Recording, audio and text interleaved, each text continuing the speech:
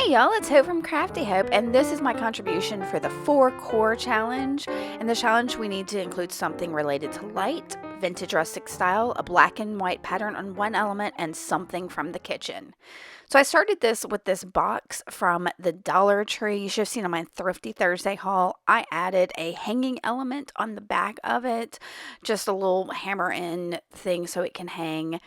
And then I had my husband drill some holes in it for me to add some of the elements that I'm going to add. So I wanted to show you those. And once I had all that done, I cut out some craft paper that would fit on the inside of all of the inside edges. I don't know what you call that. And then I'm going to paint them. This is Americana Deco Art Media paint in sea glass. That's what it is. It's a beautiful shade. And then I ran it in an embossing folder through my Sizzix Big Kit machine.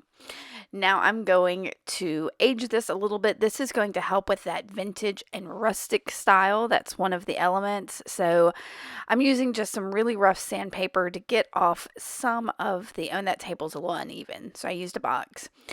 So I roughed that up with the sandpaper and then took my Distress Oxide in walnut stain and just my finger and kind of rubbed over some of it to pick up the texture that was there and add a little bit of grunginess, like I said, for that vintage rustic style. Now I covered a part of a jewelry box with some dictionary paper, and that's going to help lift up some of my inside elements. But I wanted a backer for one of those, so I measured that jewelry box, and then I'm going to cut this piece of, what is it? It is like the back of a paper pad, so it's kind of a thick cardboardy paper, but I measured it just a little bit bigger than my jewelry box so that it would overlap it some. So I'm showing that. I'm sorry I rushed through some of those other elements, but it was really just kind of like, like I said, the holes that were drilled were my husband's. I think I've got a reel on Instagram that shows some of those holes getting drilled, but it was a matter of using the drill press and some drill bits, and I didn't really do it, but I showed my husband what I wanted, and he helped me measure it and drill it. All right, so I've measured out this piece of cardboard and I'm just using my scissors to cut it down. And then, I'm checking that it's a little bit wider than I want. It's almost touching the edges, so I'm going to go ahead and cut it down a little bit, just like that. And I like that. So then I've got this piece of rustic fabric that I'm going to cut down also just a smidge larger. Excuse me, just a smidge larger than that piece of cardboard. And I'm tearing it because I love the frayed edges, but then I'm going to take that along with some embroidery floss and a needle, and off camera I am going to slow stitch it. So first I'm going to make sure all these edges are torn just a little bit. Like I said, I really love the fray. It makes, again, it helps add to that vintage and rustic style. So there we go. I have slow stitched with just some black embroidery floss onto that rustic fabric. And now I'm using matte gel medium, and I'm going to glue down my my little slow stitch. Now, this could almost be considered my black and white pattern on one element, but it's not white. It used to be. So what I'm doing is I'm bringing in, this is a flour sack towel. This is something from the kitchen. How about that? We're going to say that's one of my something from the kitchen elements. And I'm going to make my black and white pattern on this. So I've got a hand carved stamp that I made along with some black acrylic ink that I am just stamping onto this tea towel. So I'm doing this one pattern. Y'all, I've sped it up quite a bit. This is one pattern I did. I went ahead and did another pattern. I'm going to show you just a little, I bumped the camera there, sorry. I'm going to show you just a little bit, but I've got this rainbow pattern as well, that while I had the tea towel there, I decided to go ahead and try it too, just for an alternative, but I don't end up using that pattern. But I'm going to show you that I did it anyway while I had this bit of tea towel out. So like I said, this is, I call it it's a flour sack towel, I think is what it's called. It's from the Dollar Tree. I found them over in the kitchen section. So yes, something from the kitchen. But also I've got those handles I'm going to add later, and they are like drawer pull handles, I think would also be from the kitchen. All right.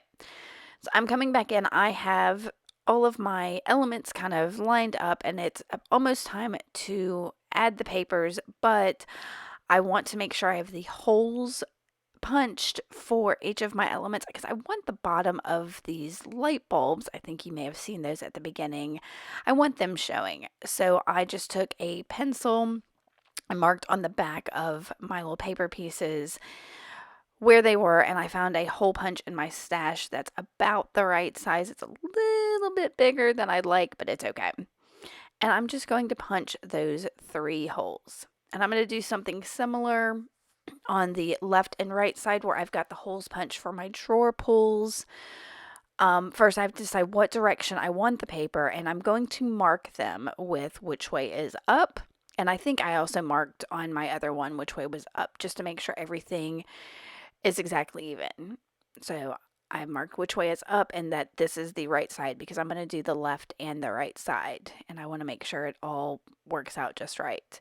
And I'm using my crocodile to punch the hole because it's the larger hole on that seemed to be about the right size as well for the screws that I'm going to be putting in there.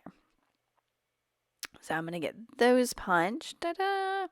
And then the next thing I'm going to do is go ahead and pull in the light bulbs that I have. So that is my related to light element.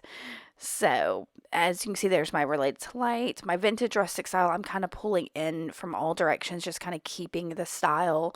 That's one of my favorite things is kind of a vintagey rustic. I think that blue color I use, some of the aging I'm add to things. The black and white pattern is on that flour sack towel, which is also something from the kitchen. And then the drawer pulls are also kind of kitchen drawer pulls. So I'm using my E6000 Mini to glue my light bulbs in the holes that I have drilled, and I'm trying to find something to support the bulb portion of that while the glue dries, and I end up bringing in some cards because I can adjust in little increments the height of that. So I've got these Uno cards that I'm going to use to support the bulb so that they don't flop any. And again, I'm just using my E6000, putting it on most of the edges, not too thick because I don't want it showing anywhere, and then inserting that into my holes. And again, one more time. Now these bulbs are all a little bit different, so they are not consistent in size, but I'm trying to make sure the amount that comes out the top of it is fairly consistent. So they, in the end, they're not consistent on the how they hang, but they're consistent on the inside. Does that make sense? And now I'm going to glue in 3 of my paper pieces, the ones without the bulb, while my bulbs are drying. And I'm just using some Mod Podge matte to do that. I'm going to put the Mod Podge both on my box, on the inside, just like that, of trying to avoid the holes somewhat. I don't want to clog them up too much. And then I'll also do it on the paper, mostly because that helps make the paper a little more pliable because it's kind of damp now. And then I made sure that my markings were right, that the up was up and that was the left side. And I'm going to work this a little bit with my fingers. Like I said, the Mod Podge makes it a little more pliable. But I think I'm going to bring in like a dowel to make sure that the edges, since my fingers can't get in those edges real good, I'll bring in a dowel to help secure that. And more Mod Podge. And y'all, I'm going to do that for all of the 3 sides where the bulbs are not, while the bulbs are drying. So I'm not gonna show you every little thing I do in this, simply because a lot of this is just repetitive. Like, you didn't need to see me paint every single one of those pieces of craft paper. So, and that is cardstock craft paper. It's not general craft paper. It's some cardstock. All right, so that is all. Those 3 sides are in there and glued, and my bulbs are dry. So I've got my piece That's got the 3 holes punched for the bulbs. And again, I'm going to do the same thing. Put my Mod Podge in there. I'm not avoiding the bulbs near as much because if that Mod Podge dries on top of them, it's not a huge deal. It dries clear. So, and then I'm gonna, like I said, put the Mod Podge on the paper to make it a little more pliable, and then get that in there. Now I'm being as careful as I can because we know that how fragile light bulbs are. This is probably a piece that will not end up in my Etsy shop because I don't know how I would ship it with those fragile bulbs. So I'm still trying to decide what I'm going to do with it. If you are interested in it, let me know, but just keep in mind that it is fragile. All right, so now that everything's dry, I'm adding my handles. These are just screw in, so I'm inserting the screws into the holes that we left open and screwing them in. I'm using my fingers at first, and then in a second, I'm going to bring in some screwdrivers just to make sure they're nice and tight. Now, my husband did have to cut down these screws with an angle grinder, and then I think he even filed them down a little bit even more so that they would be the width of the box. So it was a little bit, I had some help on this. This wasn't all me. I am fortunate to have a very handy husband. I hope to learn all of those tools we've got out in the shop at some point, but it's little by little.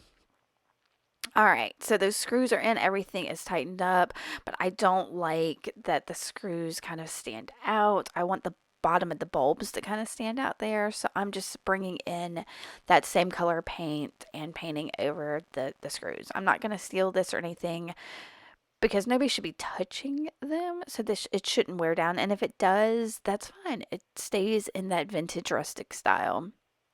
Now, y'all, the pattern of the paper that I embossed there, I really like. It reminds me of the textured tin tiles they put on ceilings. Oh, ugh, can't talk. That they put on ceilings, and I don't know, something about that texture was perfect to me.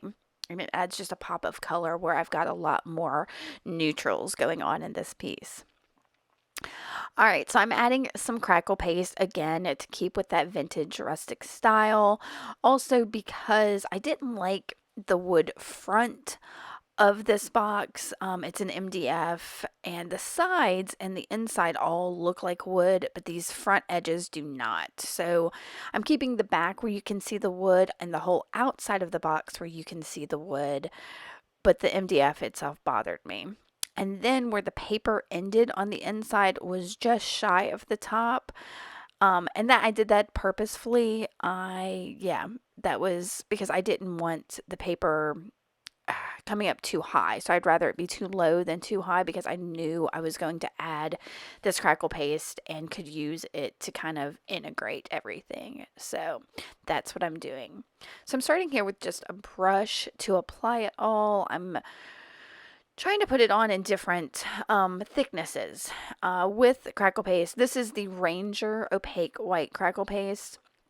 But with most crackle paste, the thicker you put it on, the bigger cracks you get, and the thinner you put it on, the smaller the cracks. And I wanted some variation in that, so I put it on with the brush, and then in a couple of areas, I'm going to come in because I didn't like the brush strokes I was getting in some places. I'm using just a little palette knife to kind of like pat it around. And that helps some of the brown from the, what did I say that stuff was? MDF from showing through. But that's okay. The brown is fine as well because it helps, again, with my vintage rustic style. And I'm going to add something else at the end. Now, crackle paste does best if you leave it to air dry. You can heat dry it, but your cracks are going to form a whole lot better if you let it air dry. So once I got this on, I'm scraping off some from the sides just to give it, I don't know, to make it look a little more neat, I suppose. But I let it air dry, and y'all look at these cracks. So I brushed off anything that was kind of poking up, and then I've come back with my Distress Oxide in Walnut stain, and again my finger, and I'm just rubbing it over the crackle, trying to accentuate the crackles. I'm doing this very lightly. I don't want to color that white crackle paste brown. I just want some of the texture of the crackles to show. And y'all, I love Crackle. It's probably one of my most favorite things. So, yeah. So I've got that, and I'm making sure to get the inside as well, where I, kind of covered up that paper on the inside. Yep, just like that. And that goes with the walnut stain that we put on the paper as well. All right, so I've come back with that little box I covered and my E6000, and I am going to glue this box kind of in the center. I don't want it to get too close to the bulbs because I still want their hardware or whatever to show. And sorry for the head in there. I was trying to get this lined up and needed to get over it. So I've got that in there where I want it. I'm going to weigh it down with just some of my tubs and bottles that are there. Leave it to dry. I left it, I think, overnight. And then I've come back. I've got my slow stitch piece that we stuck to the cardboard. Here's that fabric that I patterned, and I am cutting it down. I've decided, as you can see on the one with kind of the ovals on it, I'm just trying to decide what direction I want the ovals. That was a really hard decision. um, so I'm, again, tearing it to fray all of these edges. Like I said, I like the fray. To me, that also adds to some of that vintage style. Gives it a very rustic feel. So I'm tearing it down. I want it slightly smaller than my slow stitch piece because I want that slow stitch piece to kind of poke out from the outside of it. Even though I stitch the whole thing, it's just a lot easier when you do the slow stitching to stitch the whole thing than just the edges. And y'all, I have this little piece. It's part of a book spine that has that held the pages in, that got I use a lot of books in my artwork, and they get torn apart, and these little nuggets of gold are in there. So I've got that I cut down, and then also I've got that little key. It's not a real key. It's more, I think it's a scrapbook element I picked up at a creative reuse store while I was in Ohio, and decided that the brass of it would go really well with the handles, with the bulbs, and with the hardware, the tag hardware that's at the top of that box that came on it from the Dollar Tree. So I started by trying to use this, what is it, super heavy matte gel medium. Y'all, I never use that stuff and it has dried up. Don't be like me. Use your supplies. Don't let them sit around and waste. But I got enough on there to stick down this piece of cardboard, and I'm going to use my regular matte gel medium to glue down the rest of the element. So I'm going to put it on the back of that flour sack towel that we've put our pattern on, and then the back of the book spine. And then I'll use my E6000 to actually glue that key. It's a metal key, but it's like a scrapbook element. It's metal reproduction skeleton key, but I thought it would be perfect as just a little focal of this. There's so many elements in this piece that I wanted something kind of small that was like, okay, there's a key. Let's look at all the other stuff on here. It's a focal, but it's not like a big deal. Now, once this is all glued, the last thing I have to do is add something in that little tag that's on the top of the box. It's not something that, if this is hanging, that'll ever be seen. And it took me a while to think about what I wanted in there because there's not a whole lot of room. And the word I decided on is relic. All these things are like found object relics. And I thought that was the perfect word. So I'm going to stamp that, you'll see me here, on a piece of coffee dyed paper with some that stays on ink and ganache, and then I'm going to cut it down. I've already measured out the right size for that little tag with a piece of the that cardstock craft paper, so I'm going to glue that with my Mod Podge onto that cardstock. Oh, am I going to do it? Oh, I had to get some more in there, so I'm just going to glue that onto there. And just to give it some stability rather than just being a floppy piece of book paper. And I'm not being super, I just kind of want that in the center. If it's not off, I mean, if it is off center, it's not a huge deal. It kind of adds to that rustic style. And then I'll use my Distress Oxide and Walnut Stain to go kind of around the edges messily. You'll see that in a second. I was trying to make sure it was glued down well with that Mod Podge. Alright, and I'm going to go around those edges a little messily and then take a wet paintbrush to kind of activate that and give it a little bit more age. You see how that's super messy? Yeah. What's great about the Distress products is they are water soluble, so I was able to just kind of spread that out a little bit and make it look grungy yummy. And I'm going to slip it into the top of that little tag up there. And then this is done. I had such a good time with this. It was a little tough, I'll tell you that. That's why this is so late in the month. I struggled a bit with what to do with these prompts, but it encouraged me to come up with something really awesome.